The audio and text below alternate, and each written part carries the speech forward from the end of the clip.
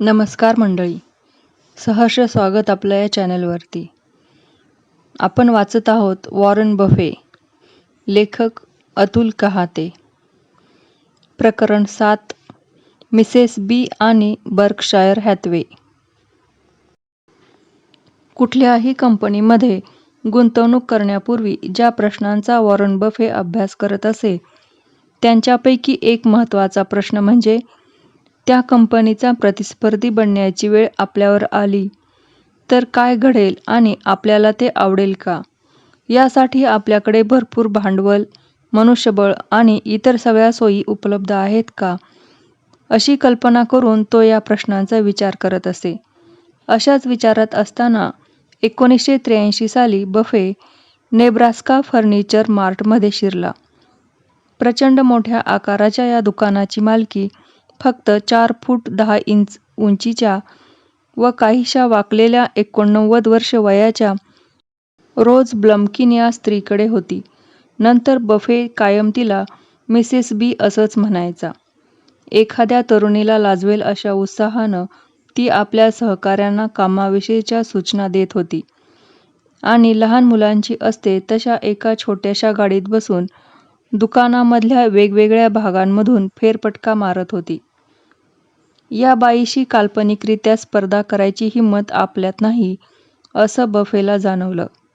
साहजिकच तिच्या व्यवसायाचा हिस्सा आपण खरेदी करावा का, असा विचार त्याच्या मनात शिरला. त्यानं लगेचच तिला आपलं दुकान बर्कशायर हॅथवे कंपनीला विकण्यात रस आहे का, असं विचारलं आणि आश्चर्य म्हणजे तिनं सुद्धा त्याच क्षणी या प्रश्नाचं होकारार्थी उत्तर दिलं. त्यावर बफेनं यासाठीची किंमत विचारताच तिनं $6 कोटी असं बफेला सांगितलं. बफेला हा आकडा मान्य असल्यामुळे त्यानं मिसेस बीशी हस्तांदोलन केलं आणि एक पानी करारनामा करून आपला व्यवहार पूर्णत्वाला न्यायचं नक्की केलं. मिसेस बीला इंग्रजी भाषासुद्धा येत नव्हती. काही दिवसांमध्येच बफेनं तिला या व्यवहारासाठीच्या रकमेचा चेक दिला. तिनं त्या चेककडे नीटपणे बघितलं सुद्धा नाही. तो चेक तिनं नुसता घडी करून ठेवला आणि बफेला, मिस्टर बफे, आपण आता संयुक्तपणे आपल्या प्रतिस्पर्ध्यांचा पार भुगा करून टाकणार आहोत, असं सांगितलं. ही मिसेस बी नक्की होती तरी कोण? रोज गोर्लिक असं मूळ नाव असलेली ही बाई 1893 साली झारच्या सत्तेखालच्या रशियामधल्या एका खेडेगावात जन्मली होती. अत्यंत हलाखीच्या परिस्थितीत तिचं बालपण गेलं. तिचे वडील धर्माच्या सेवेत होते, पण असं असूनही आपल्या रोजच्या आयुष्यातले प्रश्न काही सुटत नाहीत याची रोजला लगेचच जाणीव झाली. सतत कष्ट करणाऱ्या आणि किराणा मालाचं दुकान चालवणाऱ्या आपल्या आईची दयनीय परिस्थिती बघून रोजनं वयाच्या 6व्या वर्षी या दुकानात काम करायला सुरुवात केली. आपल्या वयाच्या 13व्या वर्षी तिनं एका जरा मोठ्या दुकानात नोकरी मिळवली आणि आणखी 3 वर्षांनी तर ती हे दुकान स्वतःच चालवायला लागली. तिच्या हाताखाली 5 पुरुष काम करायचे. 1914 साली इझाडोर ब्लमकिनशी रोजचं लग्न झालं. तो काम शोधण्यासाठी अमेरिकेला गेला. यानंतर सुरू झालेल्या पहिल्या महायुद्धाच्या संकटामुळे रोज ब्लमकिननं रेल्वे प्रवास करून रशियामधून आपली सुटका करून घेतली. चीनी सीमेवर तिला एका रशियन सैनिकानं अडवलेलं असताना पासपोर्टविना चाललेल्या ब्लमकिननं आपण रशियन लष्करासाठी चामड्याची खरेदी करायला चाललो असल्याचं आणि आपण परत येताना होडकाची बाटली भेट म्हणून आणू अशी थाप त्या सैनिकाला मारली. अर्थातच प्रत्यक्षात खूप खटाटोपी करून ती अमेरिकेला पोहोचली. 1919 साली आपल्या नवऱ्यासह ब्लमकिन ओमाहा शहरात स्थायिक झाली. आपली अवस्था कफल्लक असूनही तिनं आपले आई-वडील तसंच भावंड या सगळ्यांना रशियामधून आपल्या घरी आणण्यात यश मिळवलं. 1937 साली आपल्या वयाच्या 44व्या वर्षी ब्लमकिननं इकडून तिकडून $500 गोळा केले आणि वॉरन बफे लहानपणी ज्या किराणा मालाच्या दुकानात काम करायचा त्याच्या जवळच आपलं दुकान थाटलं. आपलं दुकान छोटं असलं तरी सगळी स्वप्न भव्यदिव्यच बघायचं असं तिनं मनाशी ठरवलेलं असल्यामुळे या दुकानाचं नाव नेब्रास्का फर्निचर मार्ट असं ठेवलं. अत्यंत स्वस्तात माल विकायचं तिचं धोरण असल्यामुळे ब्रँडेड फर्निचरच्या उत्पादकांनी आपली उत्पादनं तिच्या दुकानात विक्रीला ठेवायची नाहीत असा निर्णय घेतला. त्यामुळे दूरवरून आपल्याकडचा जास्तीचा माल विकणाऱ्या दुकानांमधून आणि कधीकधी तर चक्क आपल्या घरातलं फर्निचर विकण्याचा मार्ग ब्लमकिननं स्वीकारला. ब्लमकिन आपल्या दुकानात वस्तू स्वस्तात विकत असल्यामुळे तिचे प्रतिस्पर्धी खूप चिडायचे. एका कंपनीनं आपल्या कार्पेटची किरकोळ विक्रीची किंमत कमीत कमी प्रति यार्ड $7.25 इतकी ठेवलेली असताना ब्लमकिन मात्र आपल्या दुकानात ही कार्पेट प्रति यार्ड फक्त $4.95नाच विकत असे. यामुळे भडकून या कंपनीनं ब्लमकिनवर खटला भरला.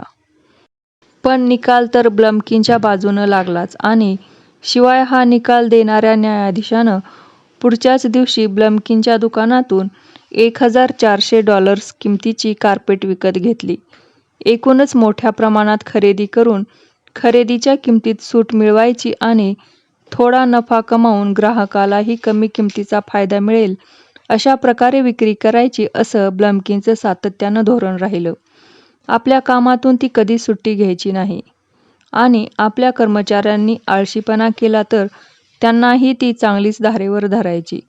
एकदा तिनं घेतलेलं कर्ज फेडणं अवघड होऊन बसलं तेव्हा लगेचच इथून पुढे अजिबात कर्ज घ्यायचं नाही असा निश्चय तिनं स्वतःच्या मनाशी केला. कधीही खोटं बोलायचं नाही आणि कुणालाही फसवायचं नाही असे नियम तिनं स्वतःसाठी घालून घेतले आणि ते कायम पाळले. ब्लमकिन त्यामुळे आपल्यावर नशीब कायम खुश राहील असं म्हणत असे. सुझन बफेचे ब्लमकिन कुटुंबियांशी स्नेहपूर्ण संबंध होते. बफेलाही या दुकानाविषयी माहीत होतं. त्यानं पूर्वी हे दुकान खरेदी करण्यासाठीचा प्रस्ताव ब्लमकिन समोर ठेवला. पण बफेनं त्यासाठी देऊ केलेली रक्कम खूपच कमी आहे असं सांगून ब्लमकिननं बफेचा प्रस्ताव धुडकावून लावला. यामुळे नाउमेद न होता बफेनं ब्लमकिनच्या दुकानावर बारकाईनं लक्ष ठेवलं. एकामागून एका प्रतिस्पर्ध्याला ती चक्क व्यवसायातून बादच करत चालली होती. तिच्या चिकाटीपुढे आणि व्यावसायिक निष्ठेपुढे कोणीच टिकत नाही हे बफेला समजलं होतं. नंतर ब्लमकिन खूप वर्षांनी आपला व्यवसाय विकायचा विचार करत असल्याचं समजल्यावर बफेनं तो खरेदी करण्यासाठी पुन्हा प्रयत्न सुरू केले. कर भरण्यापूर्वीचं ब्लमकिनच्या दुकानाचं वार्षिक उत्पन्न साधारण $1.50 कोटी असल्याचं बफेला समजलं. त्यानं या कागदपत्रांची फेर तपासणीसुद्धा करून घेतली नाही. इतका त्याचा ब्लमकिनच्या प्रामाणिकपणावर आणि व्यावसायिक निष्ठेवर विश्वास होता. कुठल्याही व्यवसायात गुंतवणूक करण्यापूर्वी या गुंतवणुकीविषयी आपल्याला किती आत्मविश्वास वाटतो याचा बफे नेहमी विचार करत असे. हा व्यवसाय चालवणारे लोक किती प्रामाणिक आहेत हा त्याच्या दृष्टीनं सगळ्यात महत्त्वाचा मुद्दा असे. एखाद्या व्यवहारात जास्त फायदा होणार असं दिसत असूनही तो व्यवसाय करणाऱ्या लोकांविषयी बफेला पूर्ण खात्री नसेल तर तो अशा व्यवसायाच्या भानगडीत सुद्धा पडत नसे. पूर्वी JP मॉर्गन सिनियर या प्रसिद्ध बँकरनं म्हटलं होतं. त्याप्रमाणेच बफेसुद्धा कुठल्याही व्यवसायाचं आर्थिक मूल्य ठरवताना तो व्यवसाय चालवणाऱ्या लोकांच्या विश्वासार्हतेला आणि त्यांच्या कामावरच्या निष्ठेला सगळ्यात जास्त महत्त्व देत असे. अर्थातच हा व्यवसाय ब्लमकिनकडून खरेदी केल्यावर तो चालवण्याचा उत्साह बफेमध्ये अजिबात नव्हता. त्याचं सगळं लक्ष आता पुढच्या कुठल्या कंपनीत गुंतवणूक करायची याकडे लागून राहिलं होतं. त्यामुळे त्यानं ब्लमकिनला वार्षिक $3 लाख पगार देऊन हा व्यवसाय पूर्वीप्रमाणेच चालवायला सांगितलं. हे काम तिच्याशिवाय दुसरं कुणी इतक्या धडाडीनं करू शकेल असं बफेला वाटतच नव्हतं. बफेला ब्लमकिन कुटुंबाच्या व्यावसायिक निष्ठेविषयी इतका आदर वाटायचा की त्यानं दागिन्यांची विक्री करणारं बोरशाइम्स नावाचं दुसरं एक दुकानही विकत घेतलं. ब्लमकिनच्या बहिणीनं आणि तिच्या नवऱ्यानं 1948 साली हे दुकान रशियामधून अमेरिकेत आल्यावर विकत घेतलं होतं. ते सुद्धा हे दुकान शक्य तितक्या कमी किमतीत चांगला माल विकण्याच्या तत्त्वानुसार चालवायचे. लवकरच हे दुकान अमेरिकेमधलं दागिन्यांच्या विक्रीसाठीचं दुसरं सगळ्यात मोठं दुकान झालं. या संदर्भात बर्कशायर हॅथवे या मूळच्या कापड निर्मितीसाठीच्या कंपनीची तुलना ब्लमकिनच्या फर्निचरच्या दुकानाशी करणं रंजक ठरेल. बर्कशायर हॅथवे आणि तिच्या प्रतिस्पर्धी कंपन्या यांच्यामध्ये नक्की काय फरक आहे हे ग्राहकाला फारसं समजत नसे. त्याच्या दृष्टीनं कापड खरेदी एवढाच महत्त्वाचा मुद्दा असे. ब्लमकिनच्या प्रतिस्पर्ध्याकडून फर्निचरची खरेदी न करता ती ब्लमकिनच्या दुकानातूनच करण्यामागे मात्र ग्राहकांचा विशिष्ट हेतू असे. आपली कुठल्याही प्रकारे फसवणूक न होता सुद्धा आपल्याला सगळ्यात स्वस्तात हे फर्निचर मिळेल याची त्यांना खात्रीच असे. त्यामुळे एखाद्या श्रद्धाळू माणसाप्रमाणे ते ब्लमकिनच्या दुकानातून खरेदी करत असत.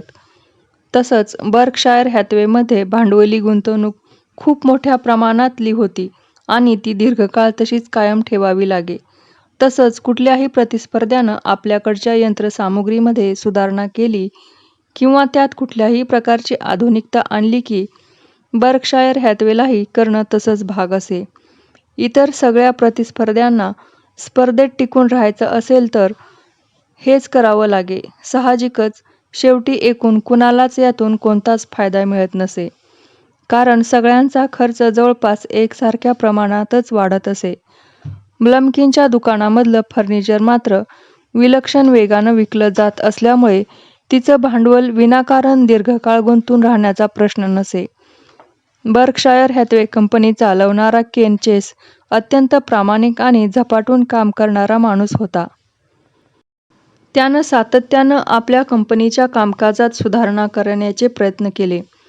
नवनव्या तंत्रज्ञानाचा वापर करून तो खर्च कमी करणं आणि विक्री तसंच नफा वाढवणं तसंच कामगार संघटनांबरोबरचे संबंध सुधारणे अशा गोष्टी साधण्याचा प्रयत्न केला. पण स्पर्धेमुळे त्याला त्यात यश येत नसे. प्रतिस्पर्धी कंपन्यासुद्धा लगेचच अशा प्रकारच्या युक्त्या योजून परत एकदा बर्कशायर हॅथवेसमोर नवी स्पर्धा उभी करत असत. यातून बफे चांगला व्यवस्थापकसुद्धा खराब व्यवसायामध्ये सुधारणा करू शकत नाही असा महत्त्वाचा धडा शिकला. यातूनच अडचणीत असलेल्या व्यवसायांच्या बाबतीतलं त्याचं टर्न अराउंड सेल्डम टर्न हे गाजलेलं विधान निर्माण झालं. ब्लमकिनच्या दुकानाच्या खरेदीतून बफेला पहिल्या 15 महिन्यात मिळालेला नफा हा बर्कशायर हॅथवेच्या खरेदीनंतरच्या 19 वर्षाच्या नफ्याहून जास्त होता. शेवटी नाईलाजानं बफेनं 1980 साली बर्कशायर हॅथवेच्या मँचेस्टरमधल्या कापडगिरण्या बंद करून टाकल्या आणि न्यू बेडफर्डमधल्या कापडगिरण्यांमध्ये त्यानं 1/3 घट केली. असं असूनही कंपनीला होत असलेल्या तोट्यात वाढच होत राहिली. एकूणच कापड निर्मिती उद्योगाला लागलेलं ग्रहण दूर होत नव्हतं. आपण सगळीच कंपनी बंद करून टाकू अशी एक धमकीच बफेनं बर्कशायर हॅथवेचा प्रमुख चेस याला दिली. आश्चर्य म्हणजे अशा परिस्थितीतून चेसनं कंपनीला काही काळासाठी पुन्हा चांगल्या मार्गावर नेण्यात यश मिळवलं. नंतर चेस निवृत्त झाल्यावर कापड निर्मिती व्यवसायामध्ये पदवी मिळालेल्या आणि त्यानंतर MBA केलेल्या एका युवकाकडे कंपनीची सूत्रं आली. त्यानं कंपनीमध्ये नव्यानं भांडवल ओतण्याची गरज असल्याचं बफेला सांगितलं. पण बफेनं त्याला नकार दिला आणि 1985 साली कापड निर्मितीचा व्यवसाय बंद करून टाकला. यामुळे 400 कामगारांवर बेकारीची कुऱ्हाड कोसळली. त्यांना या निर्णयाची कल्पना काही महिने आधीपासून देण्यात आली होती आणि त्यासाठी थोडा भत्ता तसंच नवं कौशल्य शिकण्यासाठीचं प्रशिक्षण या गोष्टीसुद्धा करण्यात आल्या होत्या. कामगारांना बफेची भेट घ्यायची होती पण बफेनं त्याला नकार दिला.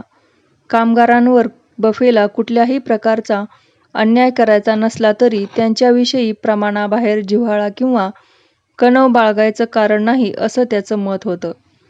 नुकसानीत सुरू असलेला व्यवसाय विनाकारण सुरू ठेवण्यातून कुणाचंच भलं होत नाही असं त्याचं स्पष्ट मत होतं आणि त्या निर्णयावर तो ठाम होता. अशा प्रकारे बर्कशायर हॅथवे या कापड व्यवसायामधल्या आपल्या नुकसानाला आणखी किती वाढू द्यायचं यावर खूप विचार करून बफेनं निर्णायक पाऊल उचललं. त्याचबरोबर मिसेस बीच्या व्यवसायासारख्या आणखी व्यवसायांच्या शोधात तो राहिला. आपली गुंतवणूक आणखी यशस्वी करायची असेल तर त्यासाठी मिसेस बी सारख्या लोकांचे व्यवसायच आपल्याला शोधायला हवेत याची जाणीव त्याला नव्यानं झाली.